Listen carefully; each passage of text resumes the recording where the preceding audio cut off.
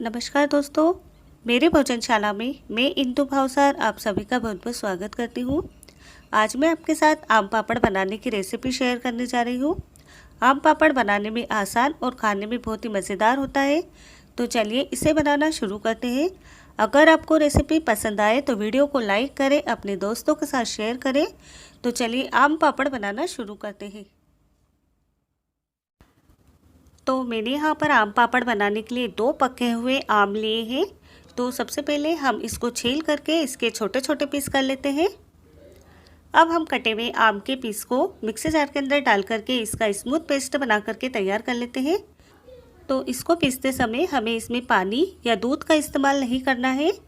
ये देखिए मैंने इसे अच्छे से पीस लिया है। तो अब हम गैस चालू करके कढ़ाई रख देते हैं। इसके अंदर हम आम का पेस्ट डाल देते हैं।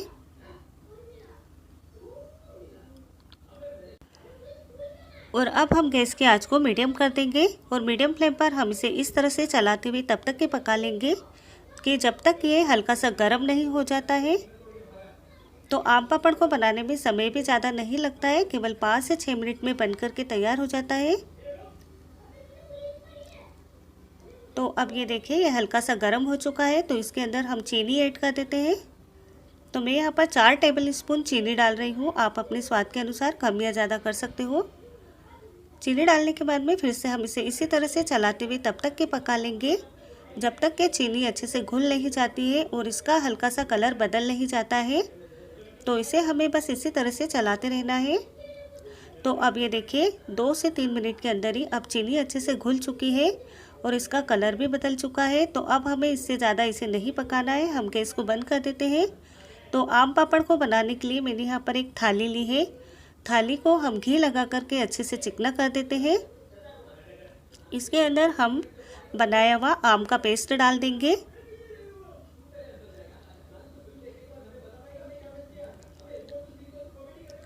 और अब हम इसे अच्छी तरह से सेट कर देते हैं।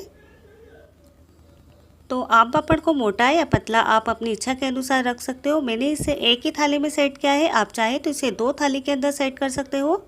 अब हम आम पापड़ की थाली को 2 दिन तक धूप में रख करके सुखाएंगे। आप चाहे तो इसे छाया में पंखे की हवा में सुखा सकते हो।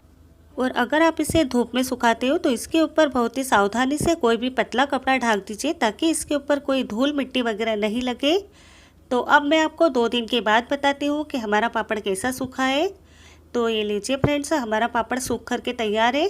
तो अब हम इसको इस थाली से अलग कर लेते हैं। तो मैं इसको स्टोर करने के लिए इसके छोटे छोटे पीस काट रही हूँ। और अगर आप चाहो तो आम पापड़ को पूरा भी निकाल सकते हो, लेकिन जब हम इसे स्टोर करते हैं तो इस तरह से काटने से हमें स्टोर करने में आसानी होती है। तो मैंने पापड़ में इस तरह से एक 1.5 इंच की दूरी पर निशान लगा दिए हैं। तो अब हम पापड़ को इस थाली से अलग कर लेते हैं। तो सबसे पहले हम इसके कोने को अलग निकाल लेते हैं इस तरह से।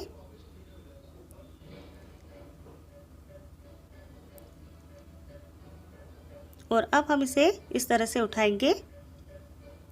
ये बहुत ही आसानी से निकल जाएगा, ये देखिए।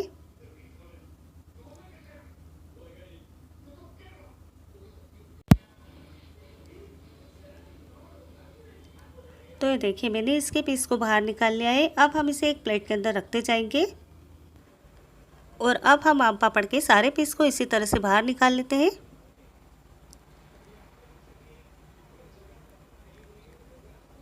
तो आम पापड़ बनाना बहुत ही आसान है, 5 से 7 मिनट में बन करके तैयार हो जाता है और खाने में भी बहुत ही स्वादिष्ट लगता है। तो आप इस पापड़ को बना करके फ्रिज में 3 महीने तक स्टोर करके रख सकते हो और जब आम का सीजन ख़त्म हो जाए उस समय आप इसे खा सकते हो। तो ये देखिए बहुत ही बढ़िया आम पापड़ बना है।